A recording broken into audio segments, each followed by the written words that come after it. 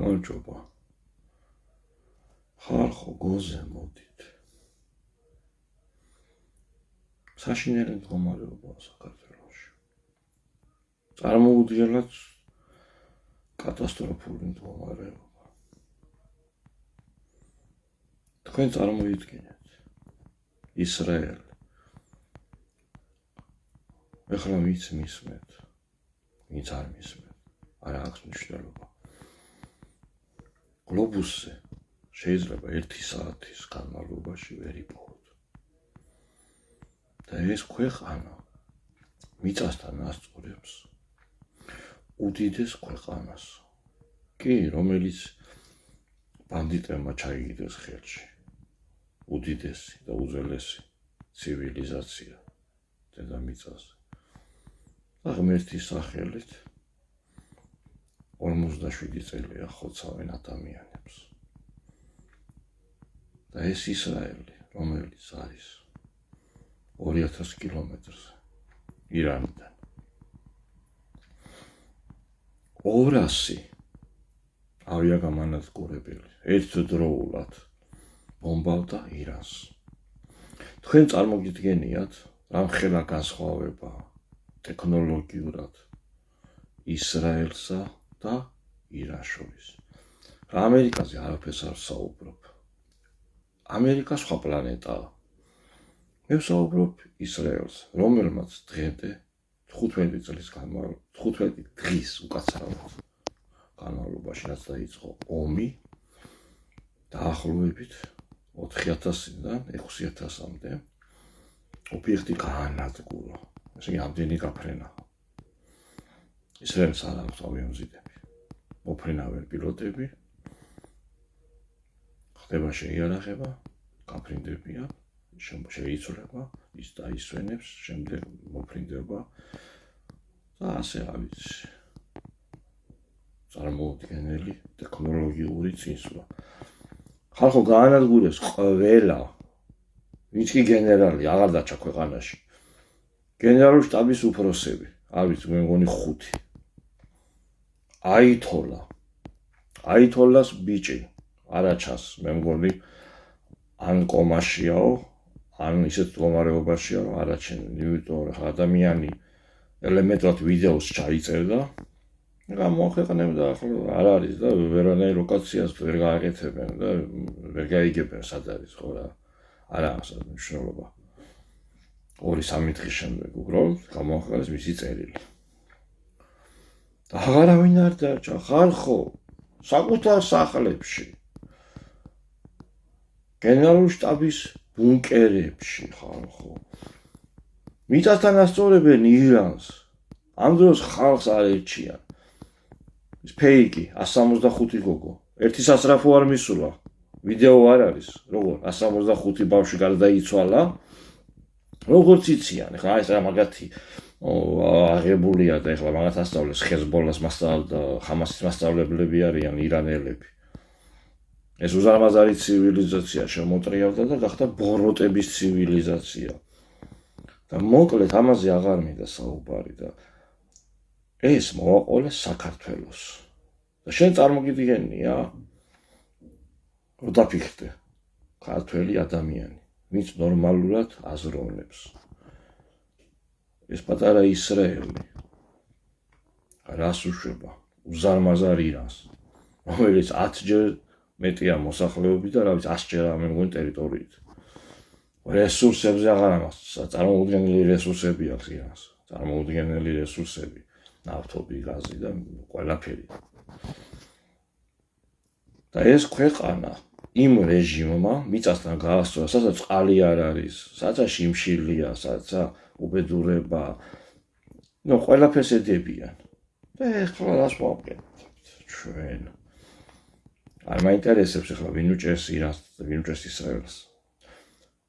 ეხლა წარმოიდგინეთ ისრაელსა და ირანს შორის ტექნოლოგიური განსხვავება, ეხლა წარმოიდგინეთ ირანსა და საქართველოს შორის. ისრაელს საქართველოს არ ვამბობ. ხალხო, მე ქართველი ვარ. სული გული მაქვს ქართული. ჩემი სამშობლო არის საქართველო. მე ვცხოვრობ ისრაელში. მაგრამ მთლიანად ვარ საქართველოში. ხალხო, სოფლიო მიდის წარმოუდგენელი ნაბიჯებით. ჯერ როგორ მიდიოდა და ამ ხელოვნურმა ინტელექტმა წარმოუდგენელი განსხვავება გახადა ქვეყნებს შორის.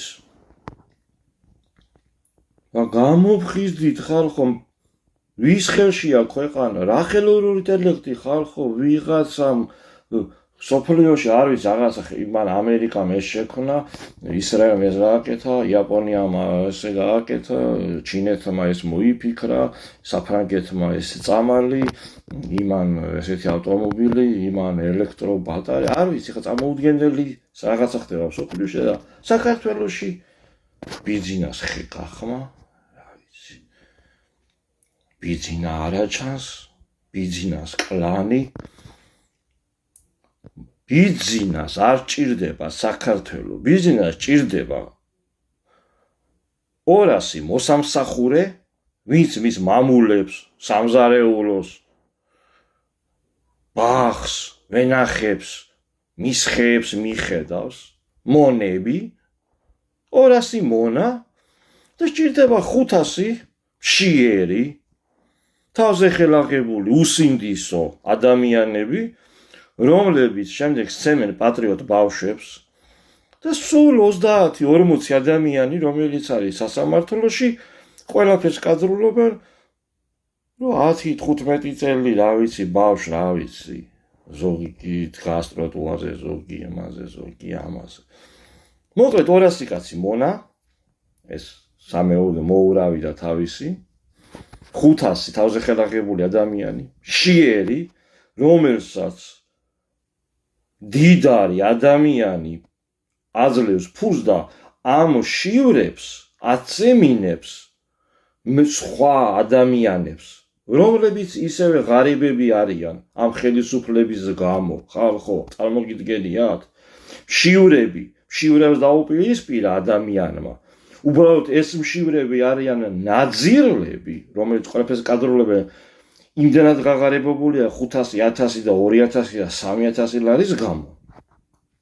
ეს სხვა თემა, რუსული გეგმა, ხალხი ისე უნდა გააღარიბო, რომ მისთვის $100 გახდეს, არ ვიცი, წარმოუდგენელი და ხელფასი 1000 ლარი ეს რაღაცა და 2000, 3000 აღარ ვლაპარაკობ.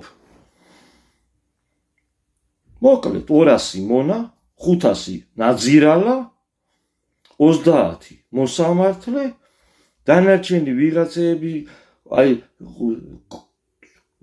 ქალაქებში ვიღაცა ნაძირლები, ზოგი მილებს იპარავს, ზოგი რაღაცებს იპარავს, ზოგი ქვაფენილი ასფალტი მილიონ რაღაცებს იპარავენ, ესენი მოახთ წილი ბიზნესთან აქ ჩამოდის სუსში, მე ვიღაცებს გადაუგდებს ბარტყებს, ვიღაცებს დაიჭერს იქ ვიღაცას ცხეთაში და გორში და რაღაცას კასპში, კაცმა რო არ იცის, აშორნიებს ფულს.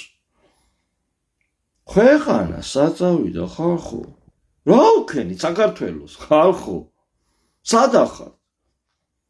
ხალხო, ვიღაცასთან უნდა იყოთ, ვიღაცას უნდა იმეგობროთ, ვიღაცასთან ერთად ნაკეთოთ ხელოვნური ინტელექტით, თორე იქნებით მონები 10 წლის მერე.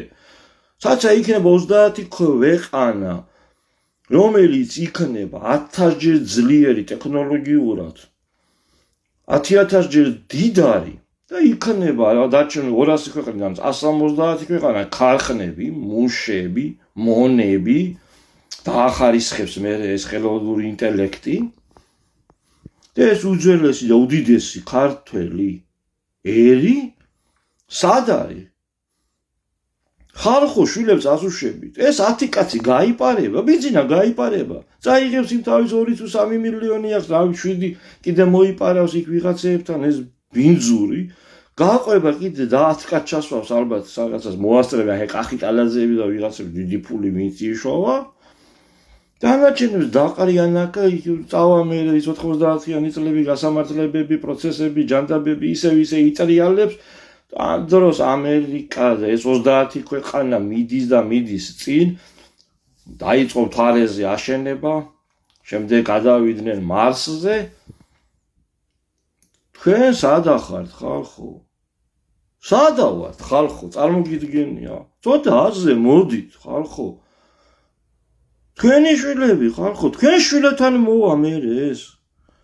არ დამიწყოთ მე, არავის სჭირდება მე, თქვენი ვაჟა-ფშაველა, ჩემი რუსთაველი, ილია ჭავჭავაძე, ვაიმე ხალხო. ვის სჭირდება ეს? დავით აღმაშენებელი, ვახტანგ ყორღასალი, ეს ჩვენ გვჭირდება, ჩვენ.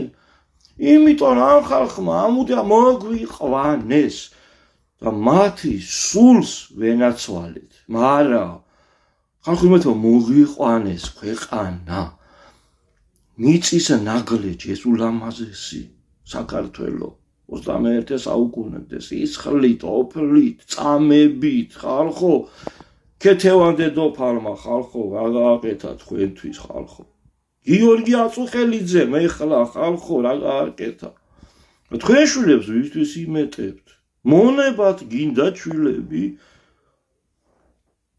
მე ვერავის ვერ დაუმტკიცებთ 5000 და 4900 ცივილიზაცია და ეს 14 ამბანიდან 1 ამბანი და ეს ვაიმე აღარავის აღარ დაჭირდება. იმიტომ რომ ეგეთი ხალხი არის ვიღაცაები კიდე, რომელთაც უდარმაზარი კულტურა აქვთ, მაგრამ არა. ჩვენ გამოხვდეთ 70 ქვეყანაში. სასწრაფოდ ხალხო, მოდით გონებაზე.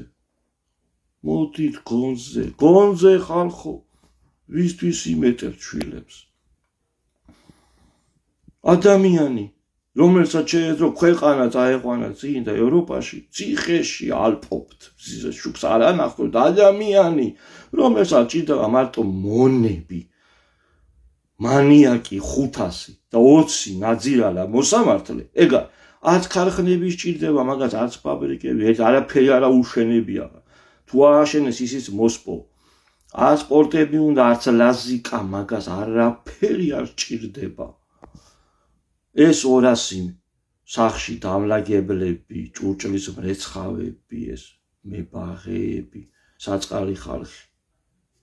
ახლომახლი, ბიძაშვილი, მამიდაშვილის ცოლები.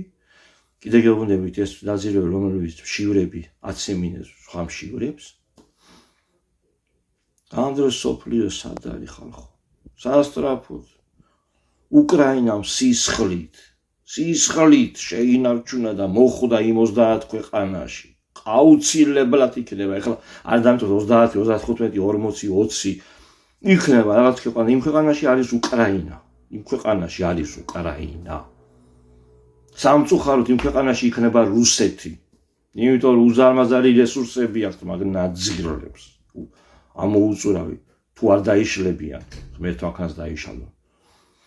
არა საქართველოს სად იქნება? ქარხნებში, მონებად, მუშებად. ქვეყნებში აღარ შეგვიშვებიან მე იცოდეთ. იმიტომ ხელოვნური ინტელექტი აღარ ეჭირდება, რაც უნდა ის ყველაფერს აკეთებს შესმაგილად. თვითონ წამოწვევია და რესურსები. არავის არის ნეიტრალობა. სასწრაფოდ. ჩვენი ხსნა ევროპა და ამერიკა. სასწრაფოდ მოდით გონზე. ეს არის მწარე სიმართლე. ეს არის სიყვარულით ნათქვა. მე რაც გისურვოთ თქვენთვის, ჩემ ოჯახში, ჩემ შვილებთან. მე ქართველი ვარ. ქართველად გავზარდე შვილები. ყოველთვის ვიქნები ქართველი. მიყვარხართ. დიდება უკრაინას, დიდება ისრაელს, დიდება საქართველოს. დაფიქრეთ.